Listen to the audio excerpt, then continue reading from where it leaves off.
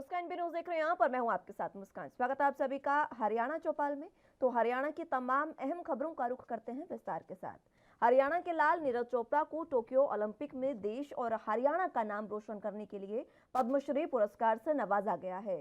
राष्ट्रपति भवन में आयोजित एक कार्यक्रम के दौरान राष्ट्रपति रामनाथ कोविंद ने उन्हें इस पुरस्कार से सम्मानित किया। नीरज चोपड़ा टोक्यो ओलंपिक में भाला फेंक प्रतियोगिता में गोल्ड मेडल जीत चुके हैं और इसी को लेकर हरियाणा के सीएम मनोहर लाल ने ट्वीट कर उन्हें बधाई दी।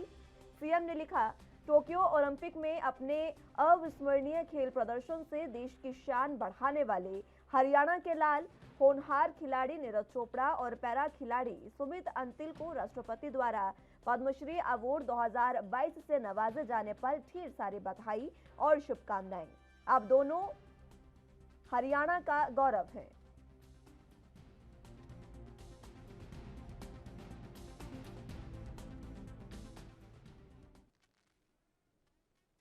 राष्ट्रपति रामनाथ कोविंद ने सोमवार को राष्ट्रपति भवन में साल 2022 के नागरिक अलंकरण समारोह 2 में पद्म विभूषण, पद्म भूषण और पद्मश्री पुरस्कार प्रदान किया। अलंकरण समारोह में प्रमुख व्यक्तियों में डॉक्टर प्रभा अत्रे और कल्याण सिंह पद्म विभूषण से सम्मानित हुए। वहीं टोक्यो ओलंपिक में स्वर्ण पदक विजेता जैवलिन थ्रोअर नीरज चोपड़ा और जैवलिन थ्रोअर सुमित अंतिल को राष्ट्रपति रामनाथ कोविंद से पद्मश्री पुरस्कार से सम्मानित किया। इसके अलावा राष्ट्रपति रामनाथ कोविंद ने गायक सोनू निगम को भी पद्मश्री पुरस्कार से नवाजा।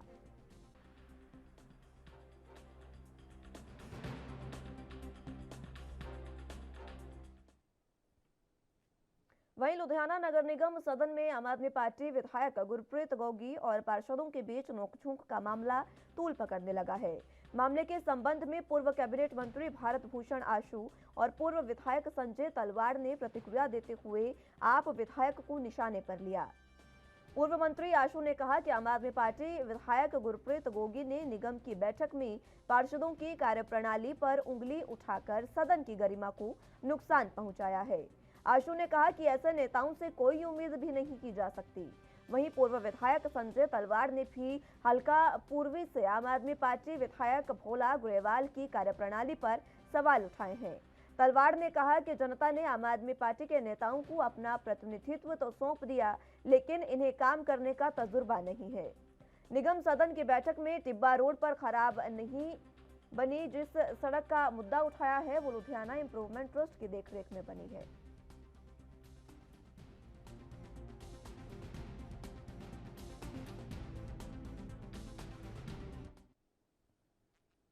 हरियाणा सरकार ने 1 अप्रैल से गेहूं की खरीद की घोषणा की है। इसको लेकर मंडियों में इस बार किस तरीके की व्यवस्था रहने वाली है, इसकी जानकारी लेने के लिए एएनपी न्यूज ने हरियाणा ब्यूरो चीफ राकेश गुप्ता ने कृषि मंत्री जेपी दलाल से अहम बातचीत की है। सुनाते हैं आपको। और क्या फसल की उम्मीद की जा रही है, इस दफा कैसी फसल आएगी, ये जानने के लिए इस समय हमारे साथ मौजूद हैं कृषि मंत्री जेपी दलाल। उनसे जानेंगे कि किस तरह की तैयारियां की गई हैं। नमस्कार सर। सर ये बताएं कि गेहूं की खरीद की सरकार ने घोषणा की है 1 अप्रैल से होगी, किस तरह की तैयारियां मंडियों में जो हैं गेहूं की खरीद को लेकर की गई हैं? नहीं, हर साल की तरह जो हम के अंदर ये पूल के लिए फसल खरीदते हैं एफसीआई के लिए, वो 1 अप्रैल से हम खरीद शुरू करेंगे। पूरी व्यवस्थाएं हमने कर दी हैं। हमारे विभाग जितने हैं सारे लगे हुए हैं इसमें, जो फूड सप्लाई है डिपार्टमेंट और जो एफएड है, वेयर हाउसिंग कॉरपोरेशन है या मंडी बोर्ड है, और किसान भाइयों के स्वागत के लिए हम तैयार हैं। और उनकी जो साफ़ सफाई की व्यवस्था, धुलाई की, बारदाने की, पानी की, ठहरने की, सब चीज़ें हमने कर रखी हैं और उनके सीधे खाते में हम पैसा देंगे। और 24 तारीख से हमने सरसों के लिए पर्चे की ऑर्डर किए थे, लेकिन इस बार खुशी की बात यह है कि बाज़ार में जो भाव है वो बहुत ऊंचा है। 5,050 हमारा एमएसपी का रेट है सरसों का। दक्षिण हरियाणा में सरसों होती है तो 6,000, 6,500, 7,000, 8,000 रुपये तक के सरसों बिक रही है और इसकी मुझे बहुत खुशी है। कपास का भाव भी आज 10,000, 11,000 रुपये क्विंटल का है। गेहूं का भाव भी आज एमएसपी से ऊपर उस बाज़ार में 200-300 रुपये ऊपर बिक रहा है। तो मुझे लगता है कि इस बार गेहूं जो आमतौर पर 55-60 लाख मीट्रिक टन की प्रोक्योरमेंट होती है, तो किसान तेजी में होगा, इतना गेहूं बेचने नहीं आएगा। उसको लगता है कि उसका बाजार में अच्छा भाव मिलेगा।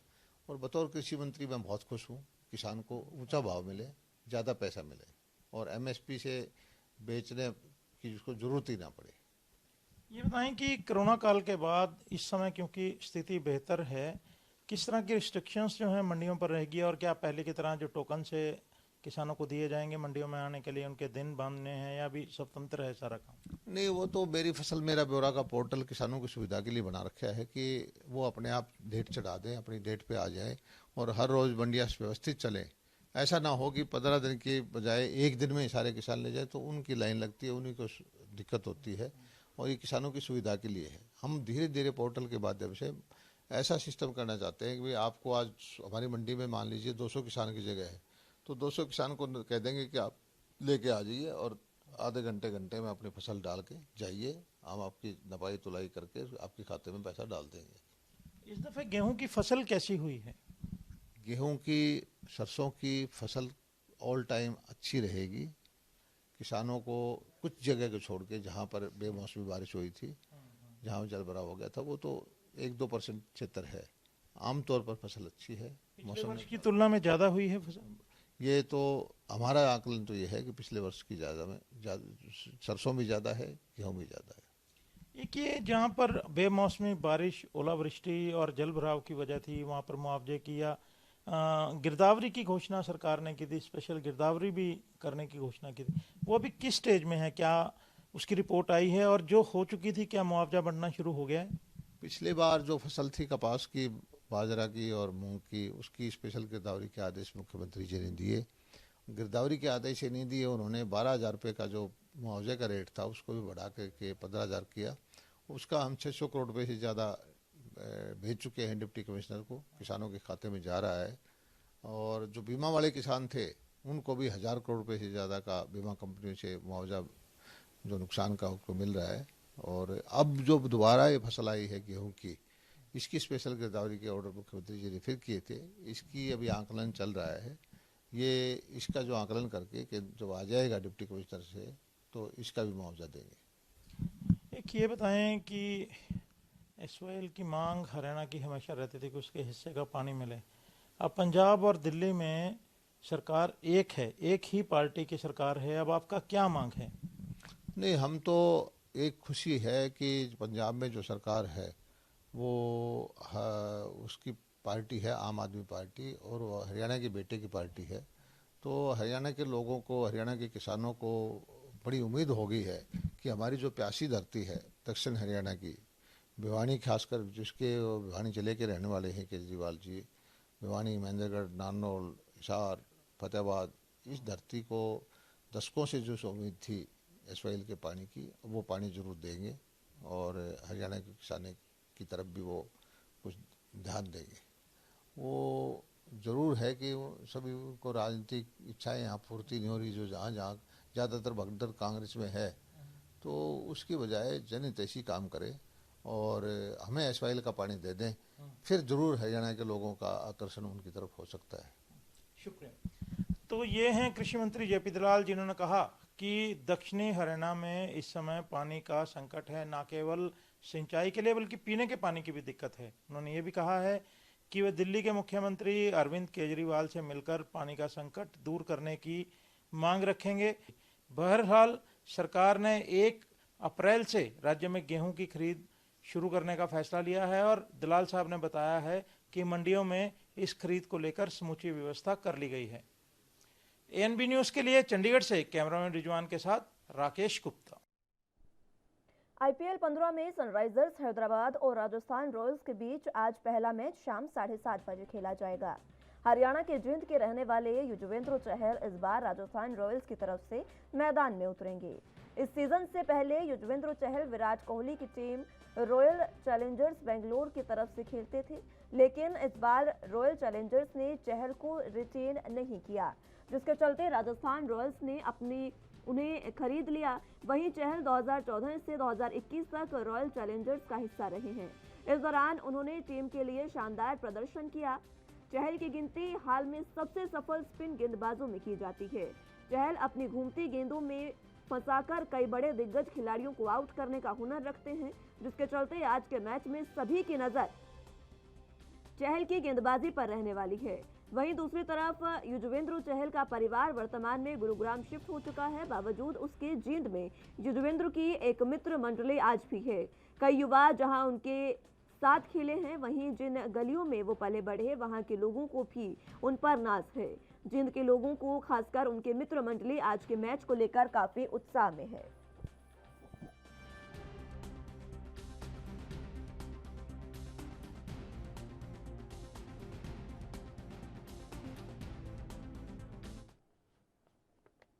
हरियाणा के तेज तर्रार और अक्सर विवादों में रहने वाले आईएएस अधिकारी अशोक खेमका ने एक बार फिर से भ्रष्टाचार का मुद्दा उठाया है। रजिस्ट्रियों में भ्रष्टाचार को लेकर आईएएस अधिकारी अशोक खेमका ने हरियाणा सरकार को पत्र लिखा। अशोक खेमका ने इस पत्र के माध्यम से कहा कि रजिस्ट्री जमीन की रजिस्ट्री प्रक्रिया में करोड़ों का घोटाला हो रहा है। वहीं खेमका ने इस पत्र में लिखा कि प्रति स्क्वायर यार्ड का 200 से 500 रुपए लिया जाता है। 250 स्क्वायर यार्ड के हिसाब से 64,577 रजिस्ट्रियों की कम से कम 300 करोड़ रुपए की घूस ली गई है। खेमका ने कहा कि ऐसा नहीं हो सकता कि डीसी कमिश्नर को सब रजिस्ट्रार कार्यालय में हुई गड़बड़ी का पता ना हो। उन्होंने कहा रैंडमली रजिस्ट्रियों को आईक्वाइन सैटेलाइट की मदद से फोरेंसिक जांच कराएं। सीनियर आईएएस और नूह जिले के प्रभारी अशोक खेमका ने यह भी लिखा कि ऑनलाइन सिस्टम में भी खामियां हैं। खेमका ने लिखा कि भ्रष्टाचार दीमक की तरह सिस्टम को खा रहा है। प्राइवेट लोगों से डिमार्केशन कराया जा रहा है, जो एक दिन का 15 से 20 हजार रुपए वसूल रहे हैं। इसमें 40% स्टाफ को जाता है।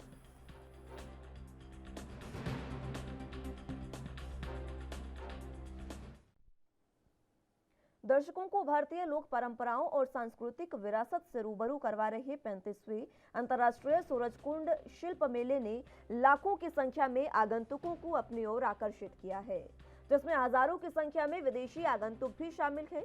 सूरजकुंड मेला दुनिया का सबसे बड़ा शिल्प मेला है, जो भारत के हस्तशिल्प, हथकरघा और सांस्कृतिक ताने बाने की समृद्धि विविधता को प्रदर्शित करता है। मेले में हरियाणा राज्य विधिक सेवा प्राधिकरण द्वारा भी आम जनता को उनके कानूनी अधिकारों के प्रति जागरूक करने के लिए एक स्टॉल लगाया गया है, जिसका थीम बालिका है। ये स्टॉल 4 अप्रैल 2022 तक लगेगा। स्टॉल का संचालन जिला विधिक सेवा प्राधिकरण फरीदाबाद के पैनल, एडवोकेट और पैरा लीगल वॉलंटियर्स द्वारा किया जा रहा है। आम जनता को उनके कानूनी अधिकारों को जानने में मदद करने के लिए इस स्टॉल पर पैनल वकीलों और पैरालीगल वॉलंटियर्स की प्रतिनियुक्ति की जाती है। इस स्टॉल पर वही आवेदन फॉर्म भरवाकर कानूनी सहायता प्रदान की जा रही है।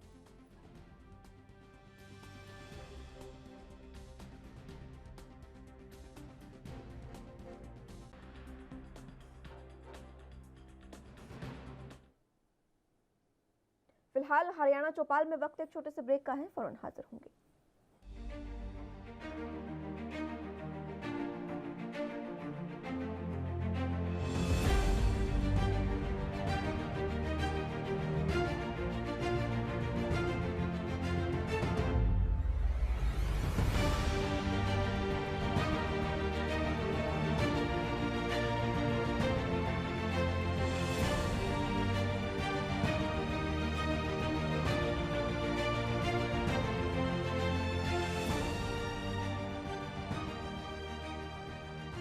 ब्रेक के बाद एक बार फिर से स्वागत है आप सभी का हरियाणा चौपाल में। तो एक बार फिर से अगली अहम खबरों की ओर रुख कर लेते हैं। हरियाणा स्वास्थ्य विभाग में 1252 डॉक्टरों की भर्ती होने जा रही है। भर्ती के लिए परीक्षा की जिम्मेदारी Pandit BD Sharma health science university Rohtak ने शेड्यूल भी जारी कर दिया है। विभिन्न जिलों के सरकारी अस्पतालों में रखे जाने वाले डॉक्टरों की 10 अप्रैल को लिखित परीक्षा होगी और 18 अप्रैल को परिणाम घोषित किए जाएंगे। परीक्षा 10 अप्रैल को दोपहर 12:30 बजे से 2 बजे तक आयोजित की जाएगी। इसके बाद 31 मई तक स्थायी पंजीकरण प्रमाण पत्र जमा करवा सकेंगे, जिसमें एक अंक के बहुविकल्पीय प्रश्न होंगे। वहीं प्रत्येक प्रश्न के 4 विकल्प होंगे और पहले भर्ती 981 पदों पर होनी थी। प्रदेश स्वास्थ्य विभाग में सेक्शन 3,741 पदों पर 2,557 डॉक्टर काम कर रहे हैं और 1,184 पद फिलहाल खाली हैं। लेकिन हाल ही में 68 चिकित्सा अधिकारियों की वरिष्ठ चिकित्सा अधिकारी के पद पर पदोन्नति हो गई है।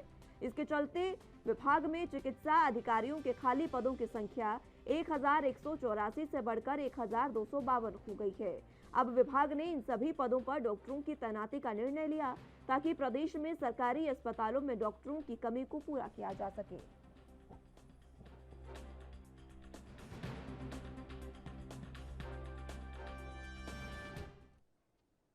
हरियाणा रोडवेज के उड़न दस्ते ने फतेहाबाद से रतिया टोहाना जा रही बस के परिचालक को बिना पंचिंग मशीन के टिकट देने के आरोप में रंगे हाथों गिरफ्तार किया। इस दौरान फ्लाइंग टीम ने परिचालक के पास से 5,200 रुपए का अतिरिक्त कैश भी बरामद किया, जिसके बाद मामले की जानकारी रोडवेज के जीएम, टीएम और पुलिस को दी गई। मामले में फ्लाइंग टीम का कहना है कि रोडवेज बस पर असली परिचालक की जगह रतिया टोहाना रोड पर चलने वाली निजी बस का परिचालक था, जिसके बैग में 5,200 का कैश भी अधिक मिला। परिचालक के पास रोडवेज का कोई भी वाउचर नहीं था। उसने पहले भी गाड़ी चेकिंग और गड़बड़ी का जिक्र किया था, लेकिन उसने अपने स्तर पर ही वाउचर में कटिंग कर क्लियर दिखाया था। बता दें कि रोडवेज नियम के अनुसार किसी परिचालक द्वारा 200 रुपए का गबन करने पर एफआईआर दर्ज करवाने का नियम है।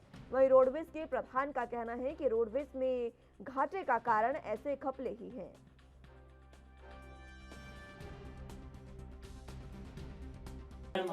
मामला ये हमने सूचना मिली कि ये गाड़ी जा रही है, इसमें बिना टिकट वो अनपंच टिकट दे रहा है परिचालक, और हमने गाड़ी चेक करी, सभी यात्रियों को बिना पंच की टिकट दे रखी थी, अनपंच टिकट। और ये टिकटें ये लेके आगे भी कई बार बिक सकती थी। ये कौन है जी वो?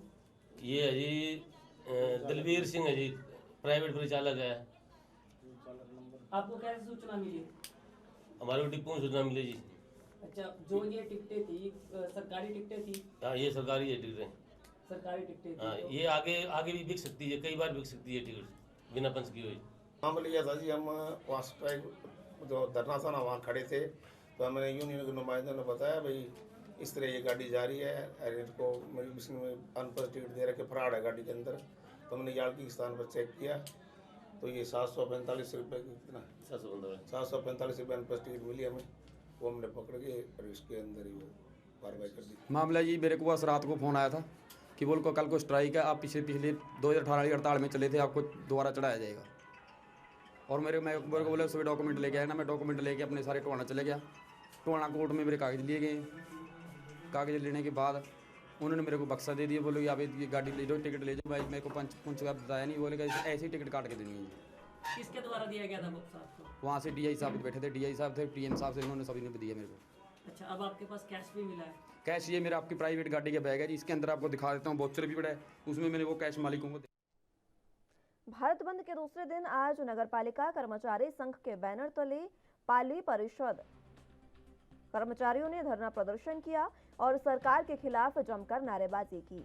इस दौरान कर्मचारी सरकार द्वारा वायदा खिलाफी किए जाने के विरोध में सड़कों पर उतरे और बाजारों में नारेबाजी करते हुए वापस नगर परिषद अंबाला कैंट आकर बैठ गए।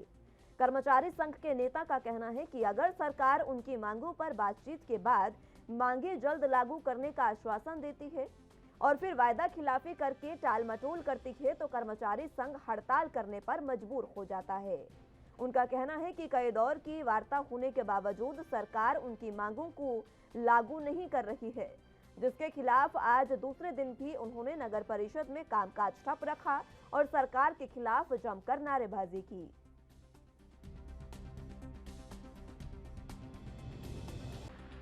आज सर्व कर्मचारी संघ हरियाणा के आह्वान पर पूरे भारतवर्ष में 2829 हड़ताल का हमारी सफल रही। देखिए, हड़ताल करना हमारा शौक नहीं है, जिसमें कि यह हड़ताल बार बार हम 7 सालों से लंबे समय से प्रदर्शन कर रहे हैं भाजपा के राज में। और दूसरे प्लान में भाजपा और जजपा की गठबंधन सरकार बनी, जिसमें कि जजपा की सरकार ने पहली कलम से सरकार में आते ही कच्चे कर्मचारियों को पक्का करने की बात कही थी और भाजपा की सरकार ने पुरानी पेंशन स्कीम करने की बहाल कही, वो बात कही थी। लेकिन बड़े दुर्भाग्य की बात है कि आज तक 7 साल का कार्यकाल बीत जाने के बाद भी ना ही कच्चा कर्मचारी पक्का किया गया, ना ही समान काम वेतन लागू किया गया। ठेकेदारी प्रथा जड़ से समाप्त नहीं हुई और ना ही पुरानी पेंशन स्कीम समाप्त हुई। कोरोना काल में हमारे यहाँ एक कर्मचारी थी, महिला कर्मचारी, उसको अभी तक 50 लाख के मुआवजे की बात थी, 4000 जोखिम भत्ते की बात है, लेकिन आज तक कोई परिपत्र जारी नहीं हुआ, जिसके कारण कर्मचारियों में भारी रोष है। आने वाले जो भी हमारे आंदोलन है, नगर पालिका कर्मचारी संघ हरियाणा अपने विशेष बैठक बुलाकर आने वाले आंदोलन की। हरियाणा में रोडवेज कर्मचारी 2 दिन की राष्ट्रव्यापी हड़ताल पर हैं, जिसका असर चरखी दादरी में भी देखने को मिल रहा है। हड़ताल को सफल बनाने के लिए चरखी दादरी में रोडवेज कर्मचारियों ने बस स्टैंड परिसर में इकट्ठा होकर सरकार के खिलाफ जमकर नारेबाजी की। इस दौरान कर्मचारियों ने कहा कि सरकार कर्मचारियों के हितों के साथ खिलवाड़ कर रही है, जिसको कर्मचारी बर्दाश्त नहीं करेंगे। बताते चलें कि राष्ट्रव्यापी हड़ताल के चलते चरखी दादरी में 2 दिन से रोडवेज का चक्का जाम है, जिसके चलते आने जाने वाले लोगों को बहुत परेशानियों का सामना करना पड़ रहा है। वहीं चरखी दादरी रोडवेज जीएम देवदत्त ने कर्मचारियों से ड्यूटी पर लौटने की अपील करते हुए कहा कि सभी जिलों में रोडवेज बस चल रही है, इसलिए हमारे जिले में भी रोडवेज बसों को चलाया जाना चाहिए। वहीं चरखी दादरी में पूर्व रोडवेज जीएम और आम आदमी पार्टी के नेता धनराज कुंडू ने रोडवेज कर्मचारियों की हड़ताल को समर्थन देते हुए कहा कि कर्मचारियों की मांग जायज है और सरकार को इनकी मांगों पर ध्यान देना चाहिए। आज सर्व कर्मचारी संघ हरियाणा के आह्वान पर पूरे भारतवर्ष में 2829 हड़ताल का हमारी सफल रही।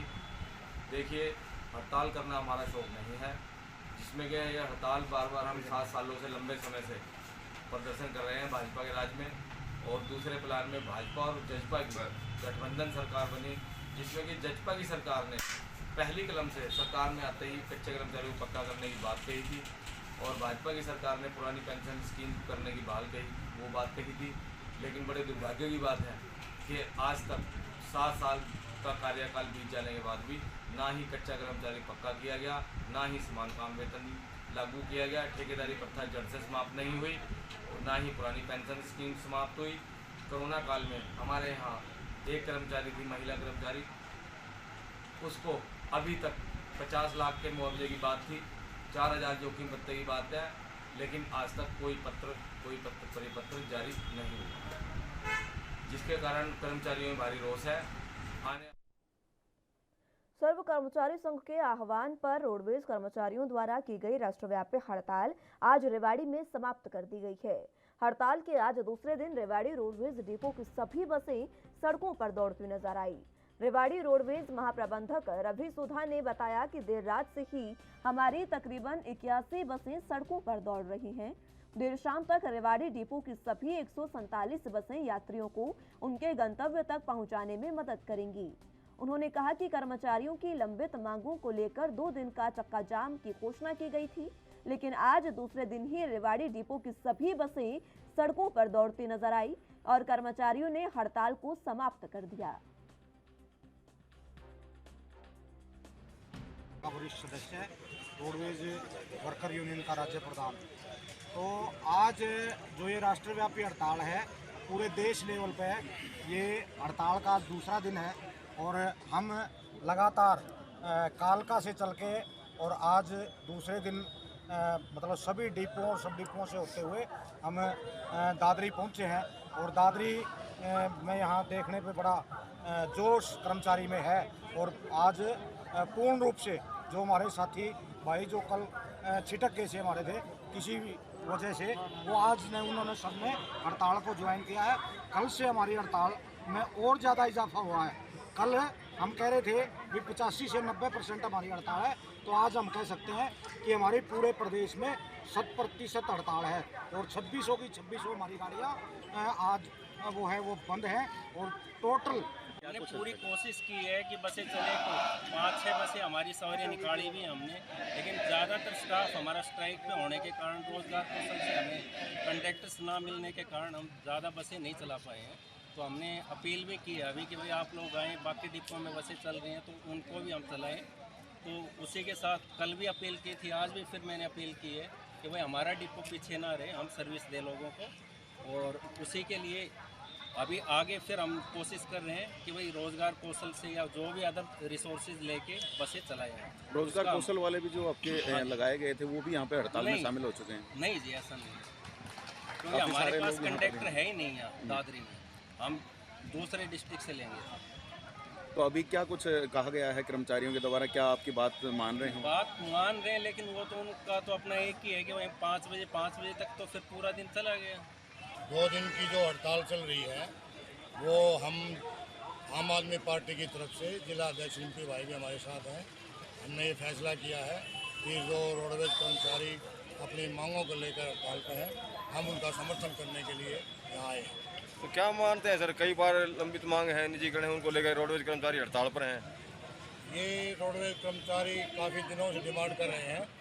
7 साल से रोडवेज के अंदर कोई भी नई बस परचेज नहीं हुई है और जो 4500 का फ्लीट था वो डाउन होकर के आज 2000 रह गई हैं और ऑन रोड ऑन मौके पे तो 2000 से भी कम गाड़ियां हैं।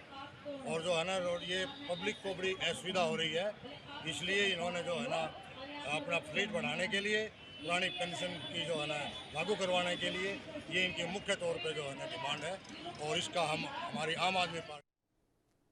फिलहाल के लिए हरियाणा चौपाल में मेरे साथ बस इतना ही। तमाम अहम खबरों के लिए आप देखते रहिए एनपी न्यूज़। नमस्कार।